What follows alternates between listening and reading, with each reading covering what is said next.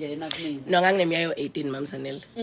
I was 18 years. I don't think ngangikhulile enough, but I think isineka wayenaso wayekwazi ukuthi understand ukuthi ngumntwana kodwa ngaphezulu kokuba umntwana khona into ayibonayo kumina engingayiboni mina ngoba mina ngangingaboni lutho.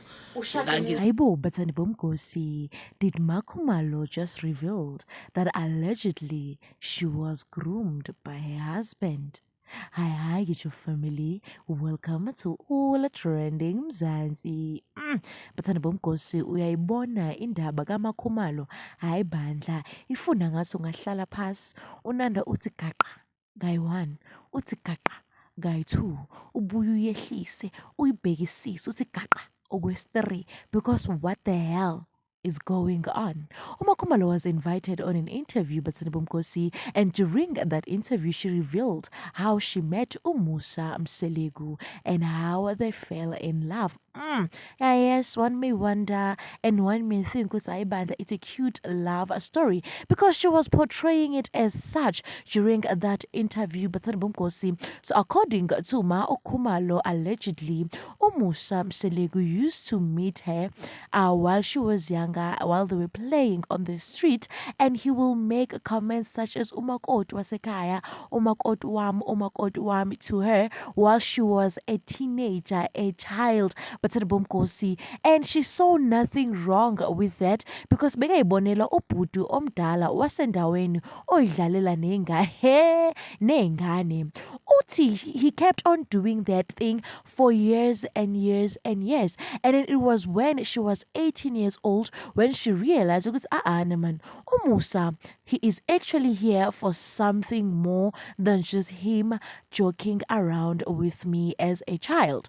And then she started paying attention to his words and Musa as well.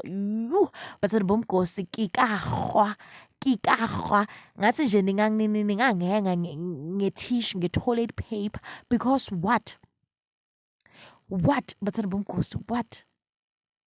She further revealed ukuthi she got married while she was 18 years old. It means that she got married when she was younger. And South Africa was busy, Batsani Bomgosi, bashing Umayeni, stating that she is a liar and she is bitter when she told Mzansi ukuthi Umusa umthole eseqonyiwe ekipitile uloku busy ngaleya ngane, while she was referring to uMakhumalo. Athi uMakhumalo wayedlala izigubhu esontweni eactisa okweneni endlini kanti she's busy with Umuhe. I am beyond shocked, Batsani Bomgosi. People are stating that this looks like Umusa groomed Makhumalo, which explains her behavior and how she acts around him, and how Makhumalo acts and how she behaves and how she always agrees with whatever Musa says to her. This is indeed shocking and painful to hear. Batsani Bomgosi, please do leave your comments down below. What do you think of this matter? That's it for today. Don't forget to like, subscribe, and comment. I'll catch you on my next one. Thank you for watching. Bye. For so many years elokhane ngibona engidlalisa angaze ngicabanga ukuthi lo myeni wami wakusasa ngangizibonela ubhuti wasendaweni othi mengabe eqhamukele inganeni akhuluma noma yena wena ozoba umakoti wami. So I was used to amazwa njalo ukuthi kuhleza abantu bebeqhamuka hayi makoti sawubona makoti into yokudlala ngomntwana ayikho into eyayihlangene nokuthi ngicabanga ukuthi lo muntu ngempela uzomyeni wami kusasa. Kodwa ke yonke into iqale lapho, ayikho enye into ayenzile ukudlulela. Wangibona lapho emva kwalapho kwaphela eminye iminyaka futhi eminingi ehleze ekhuluma nami phinde wangibona futhi wathi le yanto engangishilo ngisayisho kwaukuthi uyisho sengimdala ingqondo seyithanda ukuhluzeka kancane sengingasayizwa njengokuthi uzidlalela nje nezingane ayibonayo. Kangakanani uqala nini ke manje ukukitazeka phela uzwe nawe asikhuluma ukuthi uthi hayibo kwangathi lento ayikhulumayo lo muntu iyangena kumina. No, ngangineminyaka 18 mamsanele. I was 18 years. I don't think ngangikhulile enough, but I think isineka wayenaso wayekwazi ukuthi understand ukuthi ngumntwana kodwa ngaphezulu kokuba umntwana khona into ayibonayo kumina engingayiboni mina ngoba mina ngangingaboni lutho. Ngangiziphilela, yes, ngishade ngemncane. Yeah. Abazali bathi babengajabulile babengahambisani nami esinqumweni sami. Kodwa one thing ngabazali bami engayithanda ukuthi ba understand ukuthi at the end of the day umuntu echoose impilo afuna ukuyiphila kufanele ukungcono umsupport.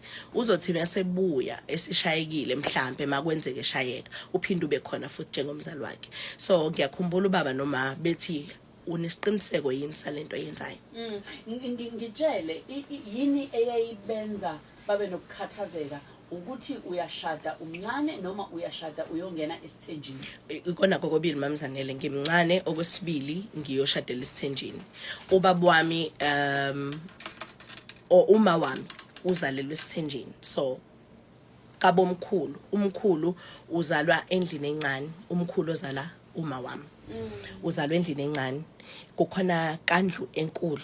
So uma uzalwa esithenjini esasingekho right, kwangazange kuze kube yinto ekahle. Nanamhlanje mabese chaza izinto ezazenzeka bayakhala bachiphisa izinyembezi.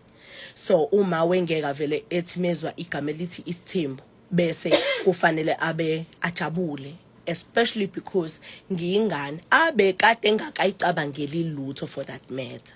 So uyabuka nje ukuthi hawu ngafika kulo mzumbe usithatha ingane yami usoyoyifaka esithenjini kwenzakalani, ngoba mina experience yami yesithembu besilamba behleka kamangandle enkulu kwakukuningi. Uma wekade kuxoxela ngalezi indaba noma ukuxoxele ngoba ususho ukuthi makhona into enje engiyicabangayo?